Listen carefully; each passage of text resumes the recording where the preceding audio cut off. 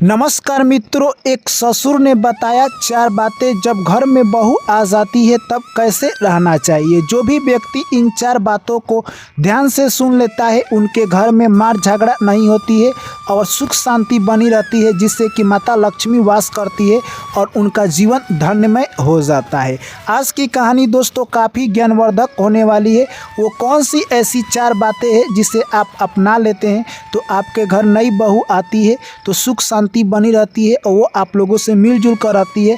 अक्सर आजकल देखा जाता है दोस्तों कि बात बात पर लड़ाई होने लगती है, क्योंकि जैसे ही नई बहू आती है वो अपना रुआब चलाना चाहती है और परंतु घर वाले कुछ अलग कहना चाहते हैं, इसलिए दोनों के बीच तालमेल नहीं बैठता है और ये लड़ाई होना चालू हो जाता है। दोस्तों आखिर ऐसा क्यों होता है? आज की कहानी दोस्तों काफ़ी ज्ञानवर्धक है, इसलिए आप लोगों से हाथ जोड़कर गुजारिश है कि जिनके घर दोस्तों नया नया शादी हुई है उनके लिए तो ये कहानी यानी बेस्ट है, इसलिए आप लोग शेयर कर दीजिएगा। और चलिए दोस्तों कहानी को लाइक कर दीजिए और चैनल को आप लोग ज़रूर सब्सक्राइब कीजिए। कहानी को शुरू करते हैं। एक बार की बात है, एक गांव में एक किसान रहा करता था। किसान काफ़ी मेहनती था। अपने काम से जब भी उभरता था यानी काम से जब भी उसे छुट्टी मिलती थी वो अपने बच्चे के बारे में पूरा सोचा करता था। एक दिन जब उसके मन में ख्याल आता है कि मेरा लड़का पढ़ाई लिखाई कर कर अब बड़ा हो चुका है, उसका शादी कर देना चाहिए, तभी जाकर अपनी पत्नी से ये सब बात जिक्र करता है। तभी उसकी पत्नी कहती है कि आप सही कह रहे हैं, जब हमारी बहू आ जाएगी तो हमारे घर में खाना बनाने के लिए आराम हो जाएगा और हम लोग सुख शांति की ज़िंदगी अपना व्यतीत कर सकते हैं। किसान बोलता है कि हे धर्मपत्नी, तुम भी सही कह रही हो, हम लोगों को शीघ्र ही अपने लड़के की शादी कर देना चाहिए।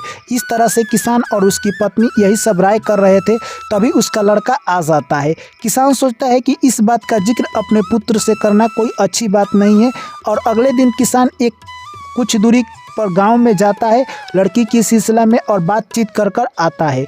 वहां से लड़की वाले की तरफ से यानी लड़के पसंद आ जाते हैं और लड़की को भी लड़के वाले पसंद कर लेते हैं। इस तरह से कुछ समय के बाद शादी के लिए दिन धरा जाता है। उसके बाद किसान क्या करता है, अपने घरों पर काफ़ी मेहनत करता है और धन दौलत इकट्ठा करता है, जिससे कि वो अच्छी तरह से शादी में खर्च कर पाए। ऐसे ही देखते देखते समय आ जाता है और किसान जो कि अपने पुत्र की शादी कर लेता है और अपने घर एक पतोह लेकर आता है और अपना ज़िंदगी खुशी खुशी बिताने लगता है। अब किसान सुबह उठ जाता और अपने कामों पर चला जाता। उसके जो भी लड़के थे वो भी अपने काम पर निकल जाते थे। इस तरह से दोस्तों आपको बता दें, किसान की ज़िंदगी काफ़ी मौज में बीत रही थी। ऐसे ही किसान काफ़ी खुश था। एक दिन की बात है, किसान सोचता है कि मेरे घर बहू का आए हुए काफ़ी दिन हो गए हैं, अब हमारे घर पर बहू ही खाना बनाएगी, क्योंकि कुछ रीति रिवाज था जो कि समाप्त हो चुका है, अब बहू को खाना बनाना चाहिए। तभी किसान कहता है कि आज शाम की खाना बहू तुम ही बनाओगी और हम लोग जैसे ही काम कर कर आएंगे तो सभी लोग एक साथ बैठकर खाएंगे। इस तरह से जो किसान की बहू थी वो घबरा जाती है, कहती है कि ठीक है पिताश्री, मैं खाना जरूर बनाऊंगी। इस तरह से शाम को वो खाना बनाने के लिए चल देती है। दोस्तों वो खाना काफ़ी अच्छी तरह से बनाती है। तब तक उसके यानी कहे तो पति उसका ससुर आ जाते हैं और खाना खाने का बेड़ा हो गया था। इस तरह से कहे तो बहू अपने सबसे पहले ससुर जी को खाना काट कर देती है। जैसे ही उसका ससुर खाना खाता है यानी कहे तो सब्जी में काफ़ी नमक था, जैसे ही मुंह में नवाला रखता है उसे काफ़ी कड़वा लगता है। ससुर समझ जाता है कि इस बात का जिक्र अगर मैं इन सभी के सामने करता हूं तो मेरी बहू का रिस्पेक्ट समाप्त हो जाएगा और हम लोगों से जो प्यार करती है वो प्यार भी नहीं करेगी और घृणा द्वेष से देखने लगेगी। इस तरह से यानी कहे तो ससुर चुपचाप खाकर उठकर वहाँ से निकल जाता है। जब भी उसका पति आकर खाना खाता है तो वो सोचता है कि पिताजी कुछ नहीं बोले हैं तो मैं क्या बोलूँ, यानी मैं भी चुपचाप खाकर निकल जाता हूं और अपने पत्नी से कुछ नहीं बोलता है। यह सब देखकर किसान की पत्नी सोचती है कि मैं क्या बोलूं। जब वो खाना खाती है तो उसे सब्जी कड़वा लगता है, तो वो सोचती है जब मेरे लड़का और पति कुछ नहीं बोले तो मैं अपने बहू को क्या बोलूं, मैं भी चुपचाप खाकर निकल जाती हूं। इस तरह से दोस्तों आपको बता दें, तीनों खाकर निकल जाते हैं और उसके बाद जब बहू खाती है तो खुद समझ जाती है कि सब्जी में नमक ज़्यादा हो गया था, मैंने गलती किया है।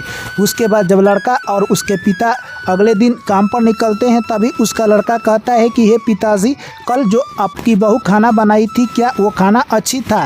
तभी उसका यानी कहे तो ससुर कहता है कि नहीं, खाना में ज़्यादा नमक पड़ गया था। तभी लड़का कहता है आपने उसी वक्त क्यों नहीं बोला, मैं उसका क्लास ज़रूर करता है। इस तरह से किसान कहता है कि नहीं, किसी का यानी कहे तो बेइज्जती सभी लोगों के सामने करना अच्छी बात नहीं है। तभी किसान कहता है कि ठीक है, आज तुम घर चलो, वहीं पर मैं तुम्हें 4 ऐसी बातें बताऊंगा जिससे कोई भी व्यक्ति अपने घर में अपनाता है तो उसके घर नई बहू आती है तो सुख शांति और समृद्धि बनी रहती है। उसके बाद किसान अपने घर आ जाता है, अपने पत्नी, बहू और अपने लड़के को बुला लेता है और वहीं पर बैठकर 4 बातें बताने लगता है। पहली बात, जब भी किसी से गलती हो जाए तो उसका अपमान सबके सामने नहीं करना चाहिए, उसको यानी अकेले में बुलाकर समझा देना चाहिए। अगर तुम बहू के साथ ऐसा करते हो तो वो यानी कहे तो गुस्से में आ जाएगी और हम लोगों से प्यार नहीं करेगी, नफरत से देखने लगेगी और हमारे समाज में यानी कहे तो इज्जत प्रतिष्ठा कम हो जाएगा और हमारे परिवार में मार झगड़ा और कलह उत्पन्न हो सकता है, जिससे कि हमारे घर दुख दरिद्र उत्पन्न हो सकता है और माता लक्ष्मी का वास समाप्त हो जाएगा। इसलिए कभी भी आपस में लड़ाई नहीं करना चाहिए और किसी से गलती हो जाए तो उसे अकेले में समझा देना चाहिए। इससे क्या होता है कि वो अपना गलती भी स्वीकार कर लेगा और उसे मौका भी मिल जाएगा और किसी को पता भी नहीं चलेगा और आपके समाज में मार झगड़ा और कलह की उत्पन्न नहीं होगी। इस तरह से तुम पहला बात जरूर याद रखना। उसके बाद किसान कहता है कि दूसरी बात, कभी भी वो तुम्हारी पत्नी है, गलती किसी से भी हो सकता है, वो नई नई आई है, खाना बनाने में गलती हो सकता है, ध्यान भटक गया होगा, परंतु हम लोग उसे अच्छी तरह से बता देंगे, वो समझ जाएगी, अच्छी तरह से खाना बनाएगी, क्योंकि खाना तो उसी को बनाना है। इसलिए कभी भी हम लोगों को उस पर ज़्यादा प्रेशर नहीं देना है। कोई भी व्यक्ति जब कोई काम करता है तो गलती होने की संभावना बनी रहती है, परंतु उसे आप समझा सकते हैं।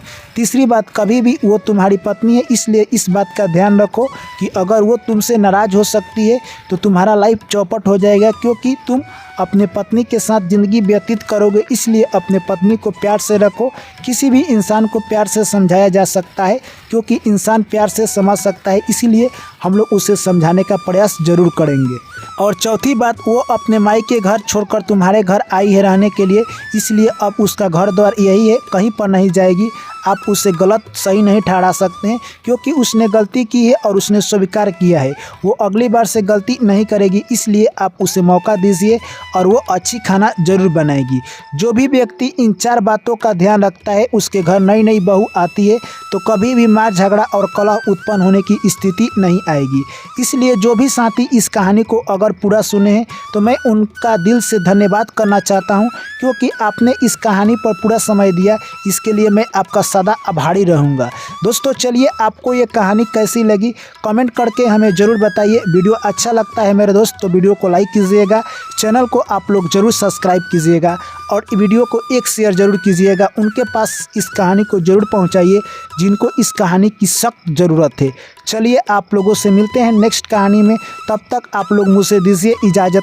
सभी साथियों को मेरा प्यार भरा नमस्कार। जय श्री कृष्ण, राधे राधे।